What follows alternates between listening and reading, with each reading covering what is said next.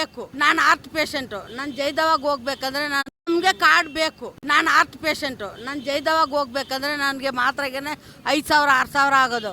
ನಾನು ದುಡಿಯೋದು 3,000. ಮಕ್ಕಳು ಯಾರಿಗೂ ಹತ್ರನೂ ಹೆಲ್ಪ್ ಕೇಳಲ್ಲ ನಾನು. ಆಯ್ತಾ, ನನಗೆ 60 ವರ್ಷ ಆಯ್ತು. ನಾನು ಎಲ್ಲಿ ಹೋಗೋದು ಕೆಲಸಕ್ಕೆ? ಹೋದ್ರೆ ವಯಸ್ಸಾಯ್ತು ಹೋಗಮ್ಮ ಅಂತಾರೆ. ನಮ್ಗೇನು 2,000 1 ರೂಪಾಯಿನೂ ಬಂದಿಲ್ಲ. 2,000 CM ಅವ್ರು ಕೊಟ್ರಲ್ವಾ, ಕಾರ್ಡ್ಗಂತ 1 ರೂಪಾಯಿನೂ ಬಂದಿಲ್ಲ. ನಾವು ಯಾವ ಬಸ್ಗೂ ಹೋಗಿಲ್ಲ. ನಮ್ಗೆ ಬರೋದಂದ್ರೆ ಅವ್ರು ಕೊಡ್ತೀನಿ ಅಂದ್ರಲ್ವಾ ಅಕ್ಕಿ ದುಡ್ಡು, ಅದು 500 ರೂಪಾಯಿ 10 ರೂಪಾಯಿ ನಮ್ಮ ಅಕೌಂಟ್ಗೆ ಬರ್ತಾ ಇದೆ. ಬೇಕಾದ್ರೆ ಅಕೌಂಟ್ನು ತೋರಿಸ್ತೀವಿ. ಅವ್ರು 2,000 ಹಾಕಿದ್ದು ಇದ್ರೆ ನೀವು ಏನು ಹೇಳ್ತೀರ ನಾವು ಕೇಳ್ತೀವಿ. ಆದ್ರೆ ನಮ್ಗೆ ಕಾರ್ಡ್ ಬೇಕು. ನಾನು ಹಾರ್ಟ್ ಪೇಷಂಟು. ನಾನು ಜೈದವಾಗ ಹೋಗ್ಬೇಕಂದ್ರೆ ಕೇಳಿಸ್ಕೊಂಡ್ರಲ್ಲ, BPL ರೇಷನ್ ಕಾರ್ಡ್ ಇದ್ರೆ ಎಂಥವ್ರಿಗೆ, ಎಷ್ಟು ವಯಸ್ಸಾದವ್ರಿಗೆ ಎಲ್ಲರಿಗೂ ಕೂಡ ಎಷ್ಟು ಹಾಸ್ಪಿಟ್ಲುಗಳಲ್ಲಿ ಉಪಯೋಗ ಇದೆ, ಎಷ್ಟು ಜೀವ ವಿಮೆ, ಎಷ್ಟು ಜನ ಜೀವ ಉಳಿಸುತ್ತೆ ಅಂತ. ಸೊ ಇದೊಂದೇ BPL ರೇಷನ್ ಕಾರ್ಡಿಂದ ಮಾತ್ರನೇ ಅಲ್ಲ, ಕೇಂದ್ರ ಸರ್ಕಾರ ಇನ್ನೂ ಎಷ್ಟೊಂದು ಯೋಜನೆಗಳನ್ನು ತಂದಿದೆ. ಆದರೆ ಜನಕ್ಕೆ ಅದು ಗೊತ್ತಿದೆಯೋ ಇಲ್ವೋ ಗೊತ್ತಿಲ್ಲ. ಎಷ್ಟು ಮಟ್ಟಿಗೆ ಅದನ್ನು ಉಪಯೋಗ ಪಡ್ಕೊತಿದ್ದಾರೋ ಇಲ್ವೋ ಏನೋ. ನಮಗೇನಾದರೂ ಹುಷಾರಿಲ್ಲ ಅಂತಂದರೆ ನಾವು ಯಾವುದಾದ್ರೂ ಪ್ರೈವೇಟ್ ಮೆಡಿಕಲ್ಗೆ ಹೋಗ್ತೀವಿ. ಮಾತ್ರೆ, ಟಾನಿಕ್ಕು, ಹಾಗೆ ಆಯಿಲ್ಮೆಂಟು ಏನು ಬೇಕೋ ತಗೊಂಡು ಬಳಸ್ತೀವಿ. ಅದು ರೇಟ್ ತುಂಬಾ ಜಾಸ್ತಿ ಇರುತ್ತೆ.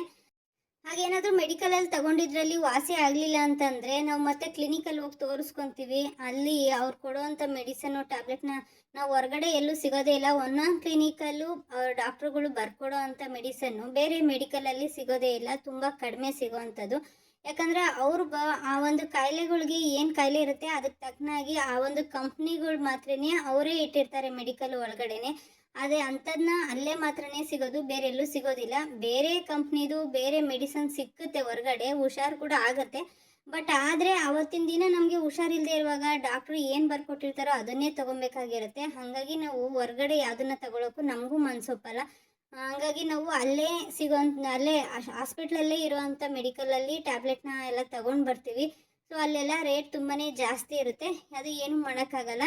ಆದರೆ ಬೇರೆ ಟೈಮಲ್ಲಿ ನಮ್ಮ ಜನಗಳಿಗೆಲ್ಲರಿಗೂ ಕೂಡ ಅನುಕೂಲ ಆಗಲಿ ಅನ್ನೋದಕ್ಕೋಸ್ಕರವಾಗಿ ಕೇಂದ್ರ ಸರ್ಕಾರ ಒಂದು ಯೋಜನೆಯನ್ನು ತಗೊಂಬಂದಿತ್ತು. ಆದರೆ ಅದನ್ನು ಜನ ಎಷ್ಟು ಮಟ್ಟಿಗೆ ಬಳಸ್ಕೊತಿದ್ದಾರೆ ಅನ್ನೋದೇ ಗೊತ್ತಾಗ್ತಾ ಇಲ್ಲ. ಯಾಕೆ ಅಂತಂದರೆ ಅಲ್ಲಿ ಡೋಸೇಜ್ ಅನ್ನೋದು ಕಡಿಮೆ ಇರುತ್ತೆ. ಅಂದರೆ ಮಾತ್ರೆಗಳು MG ಅಂತ ಏನು ಕೊಟ್ಟಿರ್ತಾರೆ, ಎಷ್ಟು ಪರ್ಸೆಂಟೇಜ್ ಇರಬೇಕು ಅನ್ನೋದು, ಅದು ಬಂದು ತುಂಬ ಕಡಿಮೆ ಇರುತ್ತೆ. ಈ ಪ್ರೈವೇಟಲ್ಲಿ ಬಂದು ನಮಗೆ ಒಂದು 100 mg 50 mg ಅನ್ನೋದು ಒಂದೊಂದು ಮಾತ್ರೆನೇ ಸಿಗುತ್ತೆ. ಆದರೆ ಈ ಮೆಡಿಕಲಲ್ಲಿ, ಅಂದರೆ ನಾನು ಹೇಳ್ತಾ ಇರೋಂಥ ಒಂದು ಮೆಡಿಕಲಲ್ಲಿ ಹೋದರೆ ನೀವು ಆ 100 mgಗೆ 2 ಮಾತ್ರೆ ತೊಗೋಬೇಕಾಗತ್ತೆ. 50 mg 2 ಮಾತ್ರೆ ಸಿಗುತ್ತೆ. ದೇಹದ ಮೇಲೆ ಯಾವುದೇ ರೀತಿಯ ಪರಿಣಾಮ, ಅಂದರೆ ಕೆಟ್ಟ ಪರಿಣಾಮ ಬೀರದೇ ಇರಲಿ ಅನ್ನೋದಕ್ಕೋಸ್ಕರವಾಗಿ ಈ ರೀತಿಯ ಒಂದು ಮಾತ್ರೆಗಳನ್ನ ರೆಡಿ ಮಾಡಿರ್ತಾರೆ. ಎಲ್ಲಪ್ಪ ಈ ಒಂದು ಮೆಡಿಕಲ್ಲು ಅಂತಂದರೆ ಜನೌಷಧಿ ಅಂತ ಕೇಂದ್ರ ಸರ್ಕಾರ ಜನರಿಗೆ ಅನುಕೂಲ ಆಗಲಿ ಅನ್ನೋದಕ್ಕೋಸ್ಕರವಾಗಿಯೇ ಯಾವುದೇ ರೀತಿಯ ವಯಸ್ಸಿನ ಭೇದ ಭಾವ ಏನೂ ಇಲ್ಲದೇ ಮಾಡಿರೋ ಅಂಥದ್ದಿದು. ಇದರಲ್ಲಿ ಕಾಮನ್ನಾಗಿ ನೀವು ಅವಾಗವಾಗ ಹುಷಾರ ಇಲ್ಲದೆ ಇರೋ ಟೈಮಲ್ಲಿ ನೀವು ಅದನ್ನು ಈ ಒಂದು ಮೆಡಿಕಲ್ನ ಬಳಸ್ಕೊಳಕ್ಕಾಗದೇ ಇದ್ದರೂ, ಉಪಯೋಗಿಸ್ಕೊಳಕ್ಕಾಗದೇ ಇದ್ದರೂ ಕೂಡ ನೀವು ಕಾಮನ್ನಾಗಿ ತಿಂಗಳು ಬರೋ ಅಂಥ ಕಾಯಿಲೆಗಳು, ವಯಸ್ಸಾದವ್ರಿಗಾಗಲಿ ಯಾರಿಗೇ ಆಗಲಿ, ಕೆಲವೊಂದು ಕಾಯಿಲೆಗಳು ಕಂಟಿನ್ಯೂಯಸ್ಸು ಲೈಫ್ ಲಾಂಗ್ ಮಾತ್ರೆ ತಗೊಳ್ಳೋ ಅಂಥದ್ದು ಇರುತ್ತೆ. ಅಂದರೆ BP, sugar, stroke, heart attack, ಈ ರೀತಿಯಾದಂಥ ಇನ್ನೂ ಕೆಲವು ಬೇರೆ ಬೇರೆ ರೀತಿಯಂಥ ಕಾಯಿಲೆಗಳು ಬರುತ್ತಲ್ಲ, ಈ ಕಾಯಿಲೆಗಳಿಗೆ ನೀವು ಪ್ರತಿ ತಿಂಗಳಲ್ಲ ಪ್ರತಿ ದಿನ ಕೂಡ ಮಾತ್ರೆ ತಗೋಬೇಕು.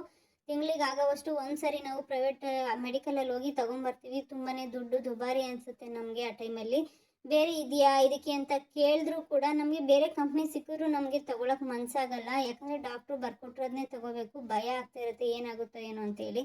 ಆದರೆ ನೀವು ಒಂದ್ಸರಿ ಡಾಕ್ಟ್ರನ್ನ ಕನ್ಸಲ್ಟ್ ಮಾಡಿ ನೀವು ಈ ಒಂದು ಜನೌಷಧಿಯಲ್ಲಿ ಸಿಗುವಂಥ ಮೆಡಿಸನ್ನ ಬಳಸಿದ್ರೆ ದೇಹದ ಮೇಲೆ ಯಾವುದೇ ರೀತಿಯ ಎಫೆಕ್ಟ್ ಆಗೋದಿಲ್ಲ. ಯಾಕಂತಂದರೆ ಅಲ್ಲಿ MG ಕಡಿಮೆ ಇರುತ್ತೆ, ಯಾವುದೇ ಕೆಟ್ಟ ಪರಿಣಾಮ ಕೂಡ ಆಗೋದಿಲ್ಲ. ನೀವು ಪ್ರತಿ ತಿಂಗಳು ಹೋಗಿ ಪ್ರೈವೇಟಲ್ಲಿ ಮೆಡಿಕಲಲ್ಲಿ ಮಾತ್ರೆ ತೊಗೊಂಡಾಗ 3,000 5,000 6,000 ಹಿಂಗೆಲ್ಲ ಆಗ್ಬೋದು. ಆದರೆ ನೀವು ಈ ಜನೌಷಧಿ ಕೇಂದ್ರಕ್ಕೆ ಹೋಗಿ ನೀವೇನಾದರೂ ತೊಗೊಂಡ್ರೆ 5-6 ಸಾವಿರ ಆಗೋ ಬದಲಿಗೆ ಒಂದು 2,000 ಆಗ್ಬೋದು, ಒಂದು 2,000 ಆಗೋ ಬದಲಿಗೆ ಒಂದು 500 ರೂಪಾಯಿ ಆಗ್ಬೋದು. ಈ ರೀತಿಯಾಗಿ ಅಮೌಂಟು ನಿಮಗೆ ತುಂಬಾ ಕಡಿಮೆ ಆಗುತ್ತೆ. ನಿಮಗೂ ಕೂಡ ಒಂದು ದುಡ್ಡಿನ ಬರ್ಡನ್ ಅನ್ನೋದು ಕಡಿಮೆ ಆಗುತ್ತೆ. ಹಾಗೆ ನಿಮಗೆ ಏನಾದರೂ ನಾರ್ಮಲಲ್ಲಿ ದಿನ ಅವಾಗವಾಗ ಬರೋ ಅಂಥ ಕಾಯಿಲೆಗಳು, ಅಂದರೆ ಸ್ಕಿನ್ ಅಲರ್ಜಿ ಆಗ್ಬೋದು, ಅದು ಏನಾದರೂ ಬಿದ್ದು ಏಟಾಗಿರೋಂಥ ಗಾಯ ಆಗ್ಬೋದು, ನೆಗಡಿ, ಕೆಮ್ಮು, ಈ ರೀತಿಯಾದಂಥ ಒಂದು ಚಿಕ್ಕ ಪುಟ್ಟ ಕಾಯಿಲೆಗಳಿಗೂ ಕೂಡ ನೀವು ಶಾಪಿಗೆ ತೋರ್ಸೋಕ್ಕೆ ಮುಂಚೆ ತೊಗೊತಿರಲ್ಲ ಮೆಡಿಕಲಲ್ಲಿ, ಅದ್ರ ಬದಲು ನೀವು ಹೋಗಿ ಜನೌಷಧಿ ಕೇಂದ್ರದಲ್ಲೇ ತೊಗೊಂಡ್ರೆ ಸ್ವಲ್ಪ ನಿಧಾನ ಆಗ್ಬೋದು. ಈ ಪ್ರೈವೇಟಲ್ಲಿ ತೊಗೊಂಡಾಗ ನೀವು ತೊಗೊಂಡು ಒಂದು 3 ಅವರ್ಗೆ 4 ಅವರ್ಗೆ ವರ್ಕ್ ಆಗ್ಬೋದು ಆ ಮಾತ್ರೆ. ಆದರೆ ಜನೌಷಧಿನಲ್ಲಿ ಒಂದು 4 ಅವರ್ 5 ಅವರ್ ತೊಗೋಬೋದು. ಈ ರೀತಿಯಾಗಿ ಸ್ವಲ್ಪ ನಿಧಾನ ಆಗುತ್ತೆ. ಆದರೆ ಇದು ದೇಹಕ್ಕೆ ತುಂಬಾ ಒಳ್ಳೆಯದು ಅಂತ ಕೂಡ ಹೇಳ್ತಾರೆ ಎಲ್ಲರೂ. ಸೊ ನೀವು ಒಂದ್ಸರಿ ಜನೌಷಧಿ ಕೇಂದ್ರಕ್ಕೆ ಹೋಗಿ ನಿಮ್ಮ ಮಾತ್ರೆ ಆಗ್ಬೋದು, ಏನೇ ಒಂದು ಮೆಡಿಸಿನ್ ಆಗ್ಬೋದು ತೊಗೊಂಡು ಒಂದ್ಸರಿ ಬಳಸಿ ನೋಡಿ ನೀವೇ ಕಮೆಂಟ್ ಮಾಡಿ ಅಂತ ಹೇಳೋಕ್ಕೆ ಇಷ್ಟಪಡ್ತೀನಿ. ಯಾಕಂದರೆ ನಾನು ಕೂಡ ತಗೊಂಡು ಟ್ರೈ ಮಾಡಿ ಅದ್ರ ಬಗ್ಗೆ ತಿಳ್ಕೊಂಡಾದ್ಮೇಲೆ ನಿಮಗೆ ಒಂದು ವಿಡಿಯೋನ ಮಾಡಿ ಹೇಳ್ತಾ ಇದ್ದೀನಿ. ಈ ಒಂದು ಜನೌಷಧಿ ಕೇಂದ್ರದಲ್ಲಿ ಬರೀ ಮೆಡಿಸನ್ ಮಾತ್ರನೇ ಅಲ್ಲ, ಕಂಪ್ನಿ ಹೆಸರು ಚೇಂಜ್ ಇರುತ್ತೆ ಅಷ್ಟೇ. ಆದರೆ ಮೆಡಿಸನ್ನು ನೋಡೋದಕ್ಕೆ ಪ್ರೈವೇಟ್ ಕಂಪ್ನಿದು ಇದು ಕೂಡ ಒಂದೇ ರೀತಿಯಾಗಿ ಇರುತ್ತೆ, ಸ್ವಲ್ಪ ಮಾತ್ರ ಡಿಫ್ರೆನ್ಸ್ ಇರುತ್ತೆ ಅಷ್ಟೇ. ಸೊ ನೀವು ಬರೀ ಮೆಡಿಸನ್ಗೆ ಮಾತ್ರನೇ ಕಡಿಮೆ ಆಗುತ್ತೆ ಅಂತಲ್ಲ, ನಿಮ್ಗೆ ಏನೇ ಬೇಕಾದರೂ ಅಲ್ಲೊಂದ್ಸರಿ ಕೇಳಿ ನೋಡಿ, ಆನಂತರ ನೀವು ಬೇರೆ ಕಡೆ ತೊಗೋಬೋದು.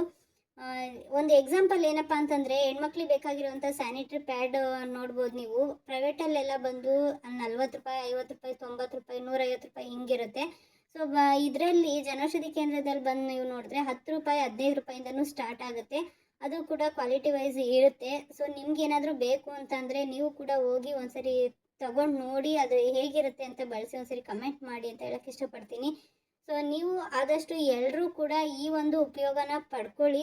ಪಡ್ಕೊಂಡಾದ ನಂತರ ನನಗೂ ಕೂಡ ಹೇಗಿತ್ತು ನನ್ನ ಕಮೆಂಟ್ ಮೂಲಕ ಹಾಕೋದನ್ನ ಮರಿಬೇಡಿ. Thank you.